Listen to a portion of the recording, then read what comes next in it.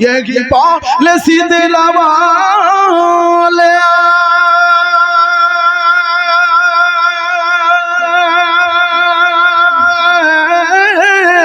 चमन जहां के थाले सारा दुनिया के खूब जीते चमन जहां के थाले सब मैंने छान डाला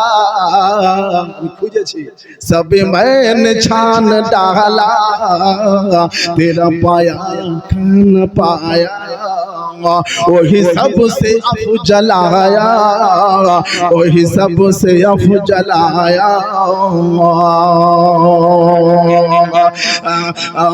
वही रब है जिसने तुझको हम तन करम बनाया हम भीख मांगने का तेरा आस्था बताया तेरा आस्था बताया तुझे हम्द है खुदाया तुझे कासिम बनाया तुझे हाकिम अताया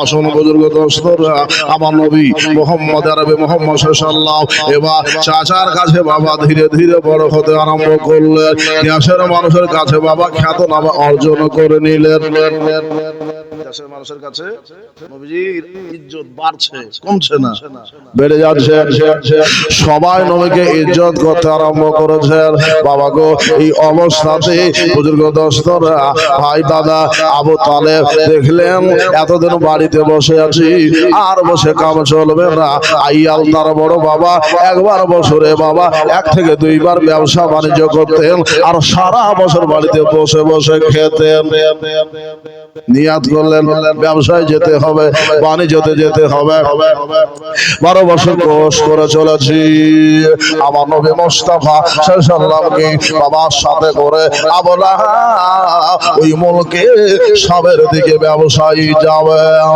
আমার নবীজি কিতাবে বাবা লিখছি কয়বার সফরে গেছেন 3 বার কয়বার গেছেন 3 বার 2 বার ব্যবসার উদ্দেশ্যে আর একবার কোন কাজের উদ্দেশ্যে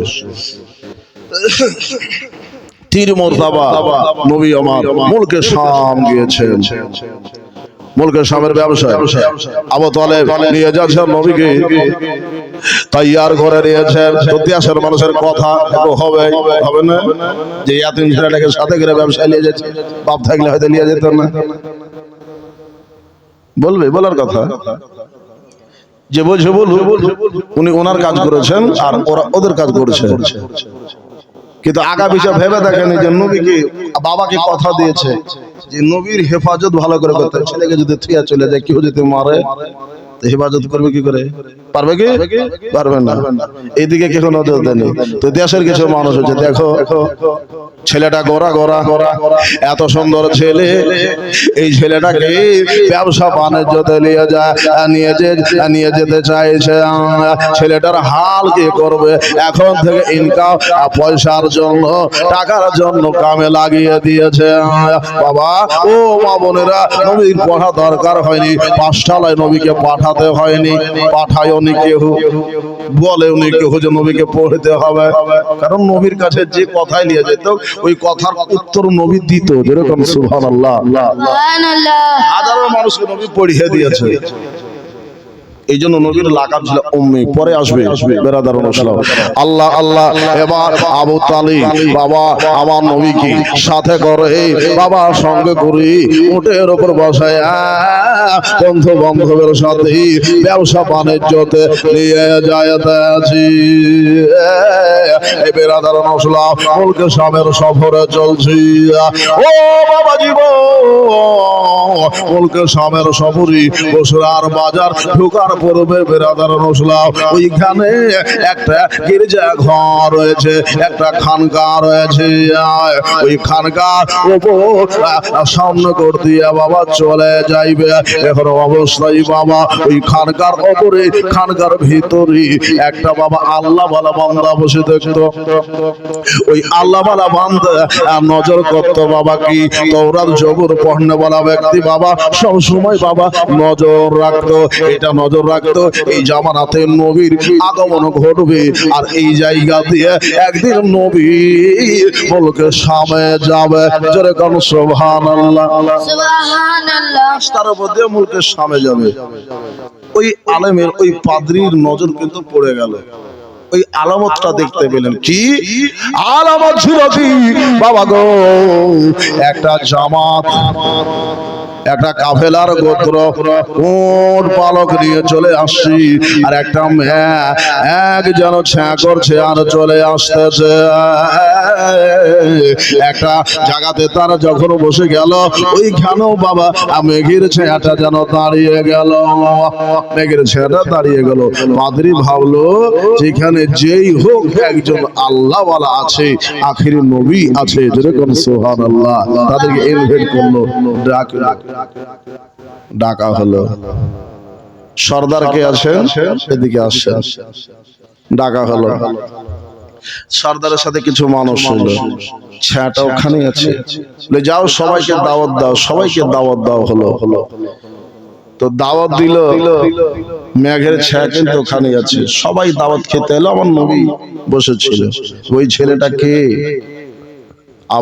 আবু তালেবকে জিজ্ঞাসা করছে এই ছেলেটাকে। বলে এই ছেলেটা হলো আমার ভাতিজা। জোরে কান সুবহানাল্লাহ। এই ছেলেটা হলো আমার ভাতিজা। বলে ছেলেটার আলামত কি আপনি জানেন? আমার কাছে শোনালেন।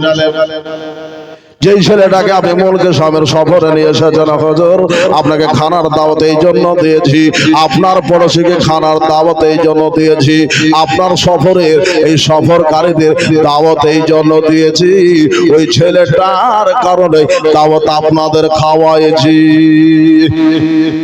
এই ছেলেটা আপনি কে? আপনি আসেন, গোপনে আপনাকে বলা হবে। বেরাদার অনুসলাম সবাই তাদের খানা খাইয়ে দেওয়া হলো। আমার নবী মুস্তাফা মুর্তজা সাল্লামের বাবা, ওয়াসফের ব্যাপারী, নবীজির বাবা, তথ্য ব্যাপারী আবু তালেব বাবা সব কিছু জেনে বললেন। ওই পাদ্রী বলল হুজুর আবু তালেব শুনেন, আপনার এই ভাতিজা সাধারণ কেহ নয়, আপনার এই ভাতিজা দুনিয়ার মানব নয়, আপনার ভাতিজা হলো আল্লাহর পয়গম্বর। আমি দেখতেছি এরই হলো আখিরি জামানার পয়গম্বর। আমি তার আলামত পেয়েছি। যতদূর পর্যন্ত আমার নজর গিয়েছে, আর আপনার ভাতিজা যখন চলে, ওই আকাশের মেঘ আপনার ভাতিজার সাথে চলে। আকাশের মেঘও আপনার ভাতিজার সাথে চলছে। এই আলামত, এই আবরু আমি দেখেছি হুজুর। আপনি আপনার এই ভাতিজাকে মুলকে শামে নিয়ে যান, এখানে ব্যবসা বাণিজ্য করে আপনি ফিরে যান।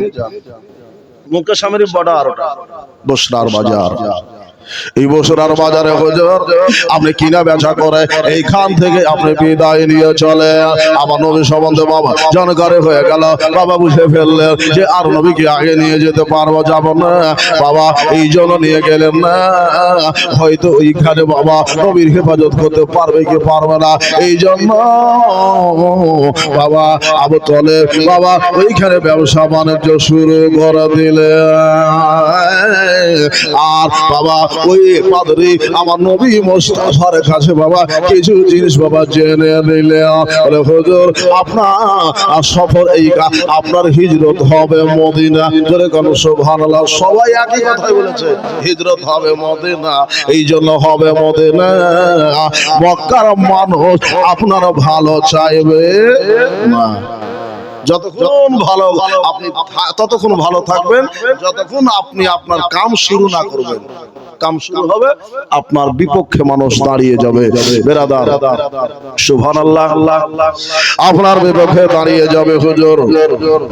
আপনি দাঁড়িয়ে যান বাবা। এবার নবী পাক সাহেবের লাউলা সাল্লাম কি হাতে চুমা দি, পায়ে চুমা দি।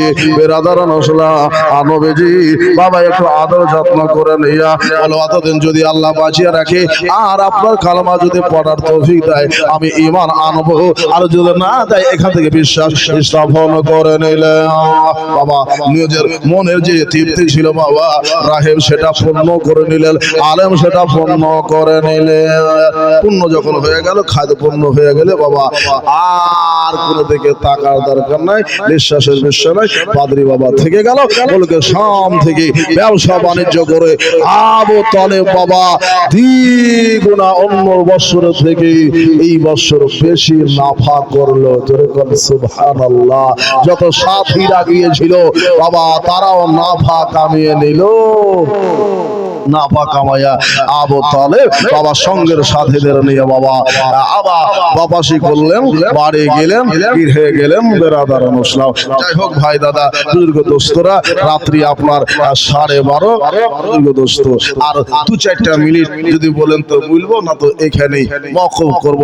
মানে 2টা রাত আপনার 1টা পর্যন্ত, এখন 2টা রাত আপনার 1.5 ঘন্টা 2.5 ঘন্টা করে বলবো, তারপরে লাস্ট রাত একবারে টেনে দেব। দেহ তো দরকার আছে, আরামের দরকার আছে। সবাই বলবে যে মাওলানা সাহেব প্রত্যেক রাতে একবারে 3 ঘন্টা করে চালিয়ে দিয়েছেন, কি ব্যাপার ছাতটা তো খায়া লেগেছেন নাকি?